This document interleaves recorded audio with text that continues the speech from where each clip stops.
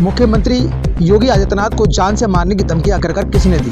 कि उसने हमारे यूपी के मुख्यमंत्री योगी आदित्यनाथ जी को जान से मारने की धमकी दी है और अयोध्या में कुछ बड़ा कांड करने की धमकी दी है। वो तो खाली सिखों के नाम पे, खालिस्तान के नाम पे हमारे देश के, पंजाब के युवाओं को गुमराह करके, नौजवान युवाओं को गुमराह करके अपनी रोटियां सेक रहा है। तो फंडिंग वगैरह भी कहाँ से फंडिंग कुछ पता है कहाँ से होती है? इसको फंडिंग विदेशों से होती है, जहाँ रह रहा है उसी देश से इसको फंडिंग करते हैं। इसको फंड की तो कमी है ही नहीं, इसके पास फंड बहुत है।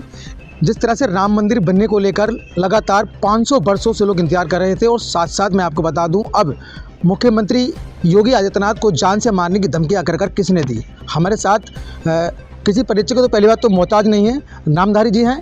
क्या कहना है जिस तरह से आपने प्रेस कॉन्फ्रेंस कर बताया कि मुख्यमंत्री योगी आदित्यनाथ जो कि उत्तर प्रदेश के मुख्यमंत्री हैं, उनको जान से मारने की धमकी दी गई है? सबसे पहला प्रश्न यही है कि धमकी किसने दी, कौन व्यक्ति है और सिख समाज को क्यों बदनाम कर रहा है वो?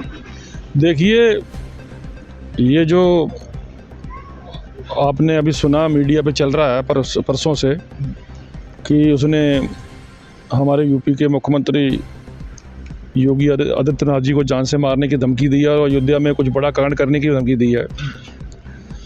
ये एक इस पे प्रतिबंध लगा रखा है सरकार ने, यहाँ भारत सरकार ने। ये गुरबंद सिंह पन्नू है और ये सिख फॉर जस्टिस के नाम से एक संगठन चलाता है, जिसको आतंकवादी संगठन सरकार ने घोषित कर रखा है। और ये इसके अल्ले पल्ले कुछ नहीं है, इसके साथ वहाँ कोई नहीं है, वहाँ भी इसको खतरा है। तो खतरा है कैसे भाई? जब सरकार इसकी सपोर्ट कर रही है तो उसको सिखों से खतरा है। वहाँ सिक्योरिटी लेके चलता है, कई इसके ज़्यादा सिक्योरिटी वाले होते हैं। तो पहली बात। दूसरी बात ये है कि मैं तो इसको सिख मानता ही नहीं, ना मुंह पे इसके दाढ़ी, सिर पे पगड़ी नहीं, कुछ नहीं। तो सिख आएगा, सिखों की बात करता है। नहीं, वो तो अपने आप को सिख मानता है ना। मैं नहीं मानता। अच्छा चलो, पूर्ण सिख भी नहीं है तो उसकी अपनी उपलब्धि बताया है कि उसने सिखों के लिए आज तक किया क्या है।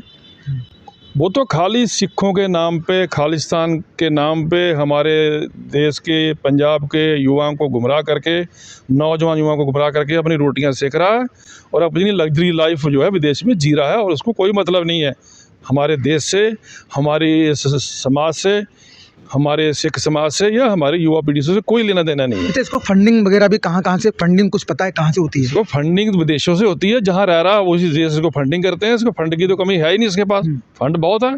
इसलिए ये उल्टे सीधे ये बयानबाजी करता है। दुकानदारी अपनी गर्म रहे, मेरी दुकान चालू रहे, कहीं बंद ना हो जाए, यही है। तो कहीं ना कहीं एक इसके अंदर बड़ा सवाल है कि उत्तर प्रदेश के मुख्यमंत्री योगी आदित्यनाथ को जान से मारने की धमकी और 22 तारीख को कुछ बड़ा करने का इन्हें धमकी दी है, तो वहाँ की तमाम जो सुरक्षा व्यवस्था है वो अलर्ट मोड पर है कहीं ना कहीं, और सुरक्षा व्यवस्था काफ़ी खुफिया एजेंसियाँ लगाई गई हैं। क्या वो कुछ करने देंगे? क्या ऐसा कुछ हो सकता है? अजी मैं पहले ये सिर्फ चर्चा में रहना चाहता हूं। मैं पहले आपको बता चुका हूँ, ये खाली चर्चा में रहना चाह रहा है। और जो वहाँ अपने इसके आका हैं विदेशों में बैठे हुए, उनको खुश करने के लिए ऐसे ये समय समय बयान देता रहता है। बाकी इसके अल्ले पल्ले कुछ नहीं है और ना इसके पीछे कोई सिख है और ना इसके यहाँ हमारे भारत में भी इसके पीछे कोई सिख नहीं, ना इसके कहने पे है। ये खाली ऐसे कोरी धमकियाँ देता रहता है, जिसका कोई सरकार पे असर नहीं है, किसी भी कोई असर नहीं है। अच्छा, इसकी कोई पहले हिस्ट्री है? इसकी कोई हिस्ट्री तो क्या, वो एक बता दे रहे हैं कि संगठन चला रहा है सिख फॉर जस्टिस, और आतंकवादी तो है ही, ये घोषित कर रखा है सरकार ने इसको, यहाँ से बड़ा घोषित है। हाँ, इसको सिख समाज की चिंता है तो यहाँ भारत में आकर करे ना, यहाँ सिखों की बात सुने, सिखों के दुख दर्द को सुने समझे और फिर सिखों की बात करे। विदेश में बैठ के, वह कमरे में बैठ के और वहाँ ये सिखों की बात कर रहा है। मेरी तो समझ से परे है कि ये कौन सा सिखों का मसीहा बन रहा है भाई। वो क्या सिखों के लिए करेगा, क्या करना चाह रहा है ये? कहीं ना कहीं एक बात ये भी है कि आप कह रहे हैं मैं से सिख मानता ही नहीं हूँ, तो कहीं ना कहीं अपने आप को सिख बोल कर सिख समाज को ये बदनाम करने की कोशिश, या फिर क्या इसके पीछे कुछ रहा है? तो सिख है तो मैं, चलो सिख भी मान लेते, तो सिख इस रूप में पूरा हो गया फिर आए ना सामने, तो हम मान लें भी सिख है। तो इसलिए सिख तो उसको कहेंगे ना सिख इस रूप में है, तो वो अपना सिख इस रूप में आया, अमृत छके, सिख बने, तो ठीक है।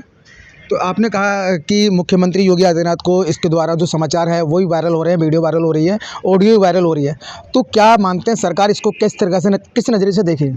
अजी सरकार इनको क्या समझ रही है? ये तो खाली खाम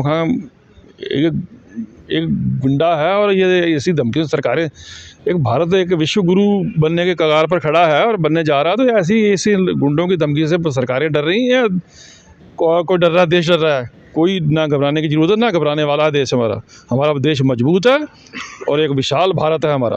तो कहीं ना कहीं ये माहौल ख़राब करने की कोशिश भी कहीं की जा रही है। बिल्कुल माहौल तो ख़राब करना चाहते हैं। मेरी युवाओं से अपील है कि इसके बहकावे में ना आए और ये खाली आपको गुमराह कर रहे हैं, बाकी कोई सहयोग करने वाले नहीं हैं। और बाद में आपको गुमराह करके उल्टा सीधा काम करवा के और उसके बाद ये पूछते भी नहीं हैं। आज इनके बहकावे में आकर कई लोग जेलों में सड़ रहे हैं, बाद में उसके हालचाल नहीं पूछने जाते कि तुम क्या है। उनके पीछे परिवार वाले परेशान रहते हैं और ये हालचाल नहीं पूछते। तो इनके बहकावे में ना आए और इनसे दूर रहें।